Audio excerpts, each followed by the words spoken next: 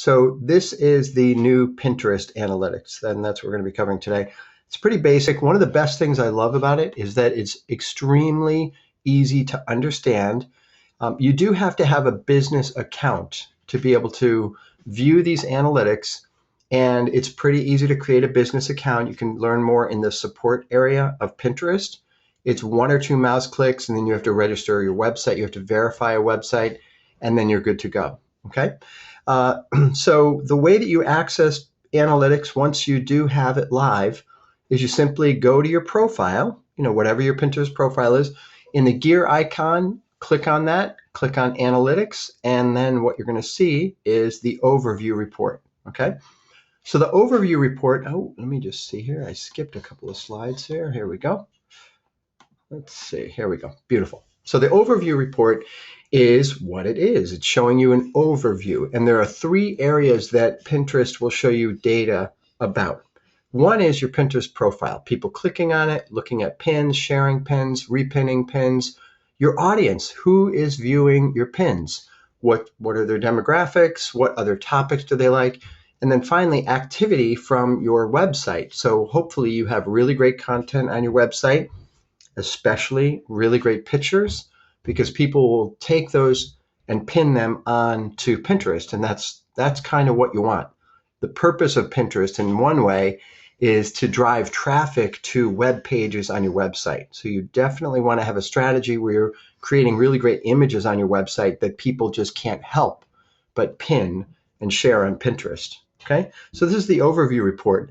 If we drill down a little bit deeper into the profile, the first thing we're going to look at is impressions. So impressions is simply how many times did people see your stuff, either your Pinterest profile, your pins, your boards. How much visibility is your Pinterest profile getting? And you could drill down a little bit deeper into this. You can change the date range, so you can select a specific date range that you want to analyze. You can go with the pre-selected 7 days, 14 days, or 30 days, or you can pick your own date. Okay, so I just wanted to point that out.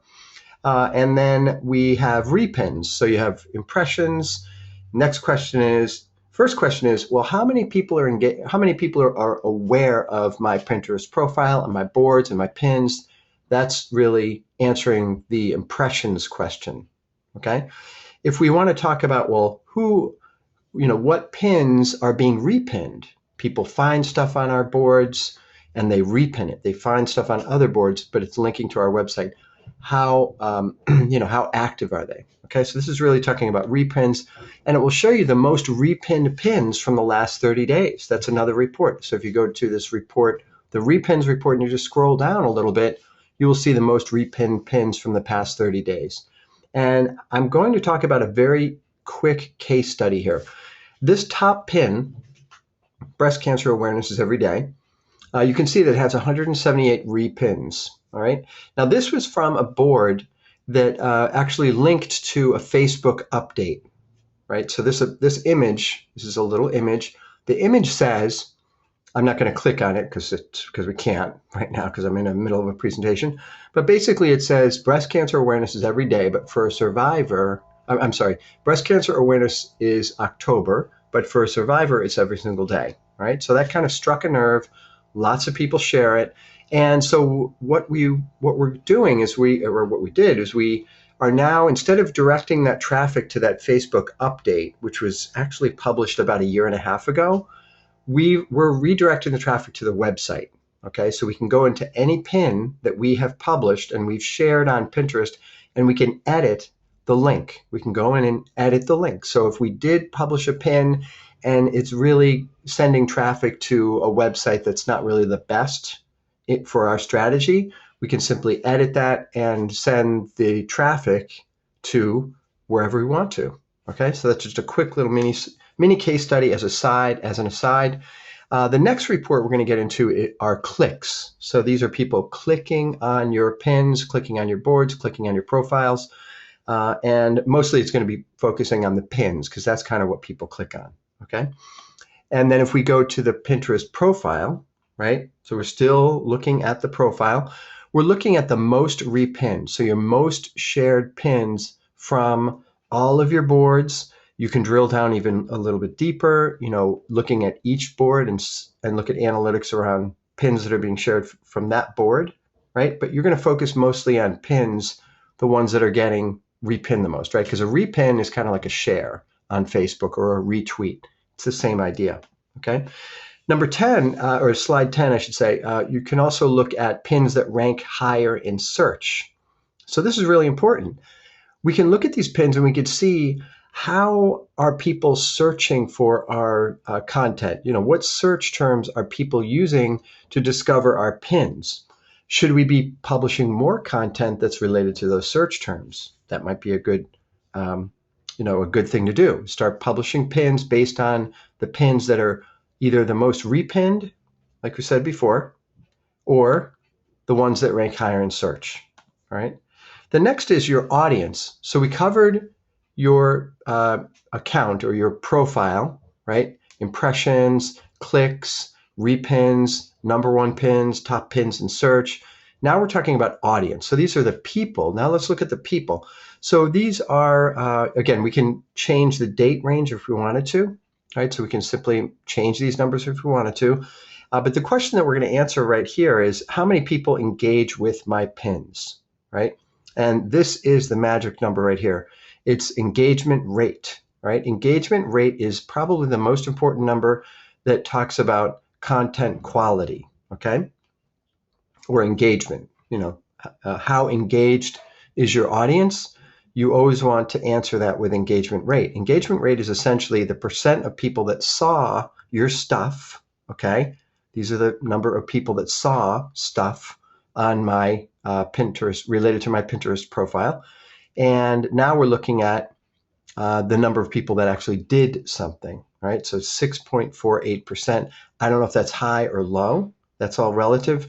If it's low, we have to get it up. If it's high and we're really proud, we might get kind of arrogant, right? So you should always be moving the needle forward based on your own performance, not comparing yourself with somebody else, okay? The next one is, let me see here. Just wanted to point out also that under all of the reports, you can filter by apps, right? So you can look at how are people viewing my pins? Are they viewing them mostly with an iPhone, mobile, or are they on the web? If you find that most of your audience is interacting with your content through mobile web, iPhone, iPad, Android phone, or any of these except the web, it might be a really good idea to look at your website and say, is it responsive? How does our website look on a mobile device? Because it's one thing to see a pin on an iPhone, which is going to look beautiful if you're using the Pinterest app. But if you click on that pin and you go over to your website and it's not mobile and people have to kind of zoom in and with their little forefinger and thumb and they can't really make sense of anything, it's a waste. The next screen here, just to let you know, you can also look at how many of your followers, so people who have liked your board or followed your board, how many of those people are interacting with your content. What's their demographic? What are their interests? I'm going to get to interests in just a second. Okay. So again, we can filter by all audiences, people on Pinterest, just anybody really that interacts with our pins, or people who have specifically followed our profile or any of our boards. Okay. So we can drill down into that a little bit more. All right. Now, interest is actually kind of interesting. I'm sure they're going to dig down a little bit deeper into this, but when you click on interest, you're going to find out the top interest that your audience is into. So what does this mean? This means, wow, we should start maybe talking about some of these other topics. How can we thread our cause, our organization, into these other interests, right? So if it's a breast cancer organization, we might want to talk about maybe some, furniture companies that really are breast cancer friendly or really support breast cancer survivors, right? If there was clothing on here, that might be a better example, but there's not, unfortunately, in this situation. It might be a good example. And then we have audience boards with lots of your pins. So this is telling you, this is what people think about you. These are the boards that people are putting your pins onto. So you can see almost like the meta topic.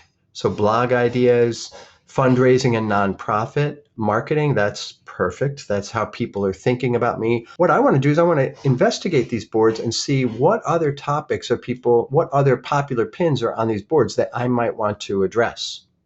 Okay. And then finally, you have activity from your website. And I've said this before, but the unique thing about Pinterest is that in a way, you don't really have to have a Pinterest account or a Pinterest profile to really get the benefit of it. And what I mean by that is the first step in any Pinterest strategy should be to make sure that your website is Pinterest friendly. Look at your website, your blog posts, for example. Do they all have featured images? What do those featured images look like? Do they stand on their own, right? If you share an image, does it make sense as a standalone item? Okay, does it communicate a story? Is it powerful on its own? Finally, you want to take a web page from your website and test it on Pinterest. You can simply go and pin it and see what type of images are actually being pulled by Pinterest to show up as available for being pinned by users. Okay, because when someone goes to your website and they want to pin something, a variety of different images will come up. You want to make sure that the right images are showing up for people. And then the last question, or one of the last questions here, is what pins from my website get the most clicks? Again, most popular pins from your website. And you can look at pins, for example, this one, Constant Contact pinned this article from my website, sending a lot of traffic. So what do I want to do with that? I want to enhance my relationship with Constant Contact, first of all, in my specific case. Okay, in your case, if you find someone else who's pinning your stuff and it's getting a lot of repins, and there's a almost like top user or top fan, you definitely want to take care of them and recognize them. But it seems like they pinned a few pins from my website, and they are, people from their community are active. They're repinning these pins.